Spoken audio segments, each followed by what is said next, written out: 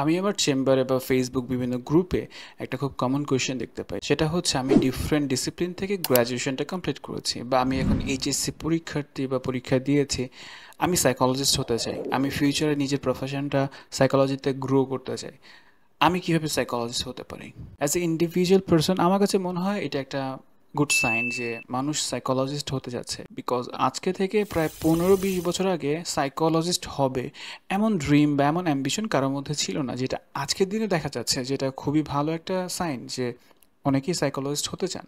এবং সাইকোলজিস্ট হওয়ার জন্য যে প্রফেশনাল ডিগ্রিগুলো আপনাকে নিতে হবে সেগুলো হয়তো আপনি ইতিমধ্যে জেনে গিয়েছেন আপনাকে কি করতে হবে, কিন্তু আপনি ডিগ্রি নেওয়ার পাশাপাশি আপনার ভেতরে কিছু কোয়ালিটিস প্রয়োজন, যে কোয়ালিটিসগুলো থাকলে আপনি প্রফেশনালি খুব ভালো কিছু করতে পারবেন বলে আমি মনে করি। কিংবা আপনি সাইকোলজিস্ট না হয়েও এই কোয়ালিটিসগুলো আপনার ভেতরে থাকলে আপনি মানুষের সাথে খুব সুন্দর করে কনভারসেশন করতে পারেন, অথবা আপনার কমিউনিকেশন স্কিল অনেকটা আপগ্রেডেড করতে পারেন। সো আজকের ভিডিও শুধুমাত্র সাইকোলজিস্ট হওয়ার জন্য ভিডিও না, আজকের ভিডিওটা হলো যে আপনি কিভাবে কমিউনিকেট করতে পারেন অ্যাজ এ ইন্ডিভিজুয়াল।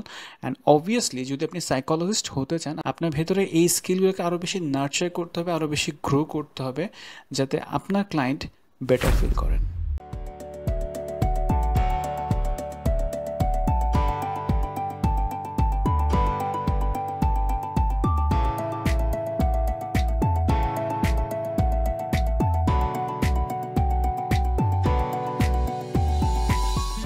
প্রথম যে স্কিলটার কথা বলবো সেটা হচ্ছে আপনার বডি ল্যাঙ্গুয়েজ এবং আপনার ফেসিয়াল এক্সপ্রেশন।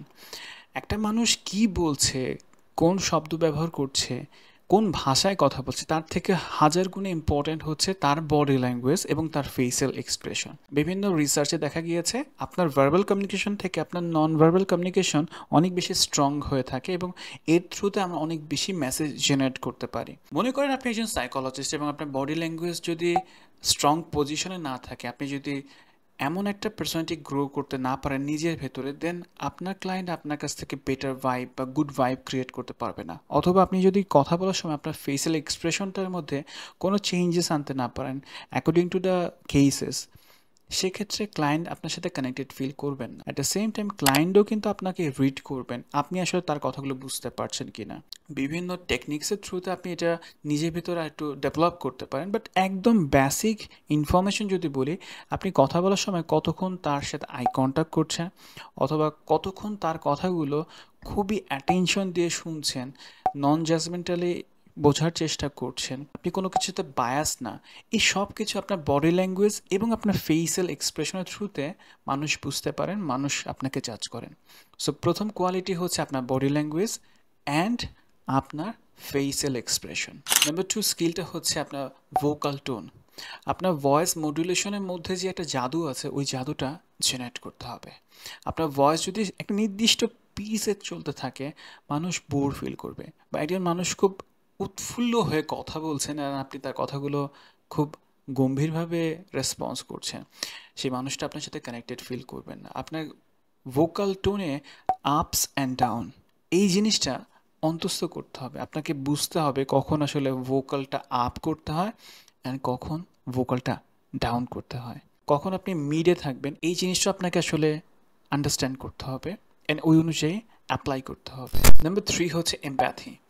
দেখেন, কাউন্সেলিং সেশনে সাইকোলজিস্ট কী করবে না করবে তার থেকে বড় ম্যাটার হচ্ছে তিনি এমপ্যাথেটিক কিনা, তিনি কি আসলে ওই পাশের মানুষটার পেইনটা বুঝতে পারছেন কিনা।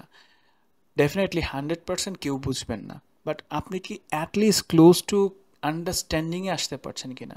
তিনি এমন একটা কথা বলেন যে জিনিসটা আপনি বুঝতেই পারলেন না, বা ও আচ্ছা এরকম তো হতেই পারে, না এরকমটা হতেই পারে না, তিনি যে জিনিসটা ফিল করছেন আপনাকে ওই জিনিসটা তার মতো করে না হলেও আপনার মতো করে ফিল করতে হবে, আপনাকে এমপ্যাথেটিক হতে হবে।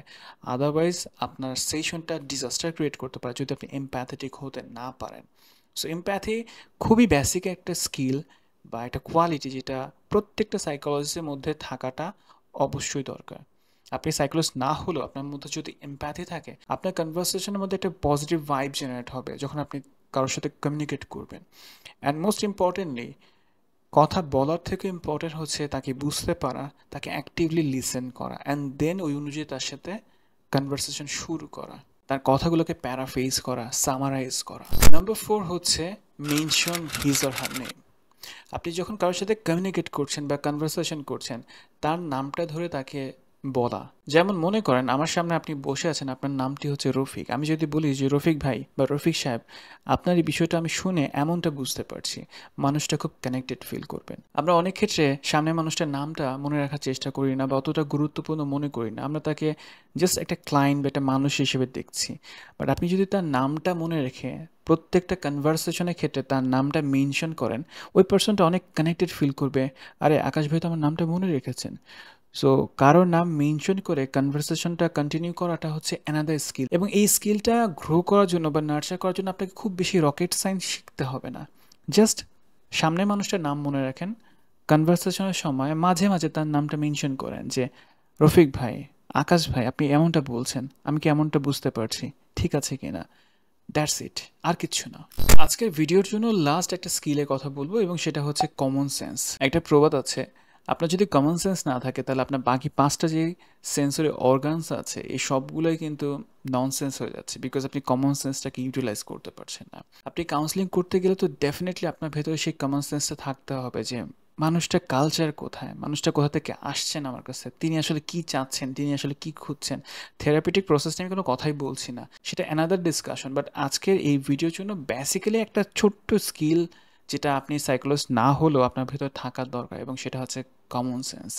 একটা এক্সাম্পল দিলে আপনার জন্য বুঝতে আর একটু ইজি হবে। মনে করেন আপনি একজন চাইল্ড সাইকোলজিস্ট বা আপনি একটা বাচ্চার সাথে কথা বলছেন। সো বাচ্চার হাইটটা আপনার থেকে অনেক কম হবে, খুবই স্বাভাবিক। সো আপনি যদি তার সাথে দাঁড়িয়ে কথা বলেন, আপনি তার লেভেলে যেতে পারছেন না। তার লেভেলে গিয়ে কথা বলতে পারাটা হচ্ছে আপনার কমন সেন্স। আপনি সবসময় উঁচু স্থান থেকে কথা বলবেন, বিষয়টা এমন না। অনেক ক্ষেত্রে ক্লায়েন্টকে বোঝার জন্য আপনাকে তার লেভেলে যেয়ে কথা বলতে হবে, তার আন্ডারস্ট্যান্ডিং লেভেলে আসতে হবে, অথবা তার সাথে আই লেভেলে আসতে হবে, যাতে তিনি বুঝতে পারেন আমার থেরাপি আমার সাথে সেম ফেজে গল্পটা শুনছেন এবং গল্পটা বুঝতে পারছেন। সেম লাইনে এসে সেম আই কন্টাক্টে কথা বলতে পারাটা হচ্ছে আপনার অ্যানাদার স্কিল। আপনার কমন সেন্স থাকলে আপনি তখন বুঝবেন কার সাথে আপনি সেম লাইনে এসে কথা বলবেন, সেম ফেজে কথা বলবেন, আর কার সাথে আপনি একটু দূরত্ব রেখে কথা বলবেন। এটা বুঝতে পারাটা হচ্ছে আপনার কমন সেন্স। আজকের এই ভিডিওতে আমি কয়েকটা স্কিল সম্পর্কে বলেছি, এবং এই স্কিলগুলো থাকলে সাইকোলজিস্ট হিসেবে আপনি অনেকটা ডেভেলপ করতে পারবেন বলে আমি বিশ্বাস করি। আপনি সাইকোলজিস্ট না, আপনি যে কোনো প্রফেশনের মানুষ হন না কেন, বা আপনি একজন স্টুডেন্ট, আপনি যদি এই স্কিলগুলোকে নার্চার করে কমিউনিকেশন করতে পারেন, আপনার কমিউনিকেশনের মধ্যে অনেকটা ডেভেলপমেন্ট আপনি দেখতে পাবেন, এবং আপনি দেখবেন একটা আলাদা গ্রহণযোগ্যতা পাচ্ছেন আপনার সার্কেলে, আপনার পিয়ার গ্রুপে, এবং আপনার ফ্যামিলিতেও। আর তাই এই স্কিলগুলো ডেভেলপ করার চেষ্টা করেন, নার্চার করার চেষ্টা করেন, নিজের ক্যারিয়ারে অনেকটা ডেভেলপমেন্ট আপনি দেখতে পাবেন।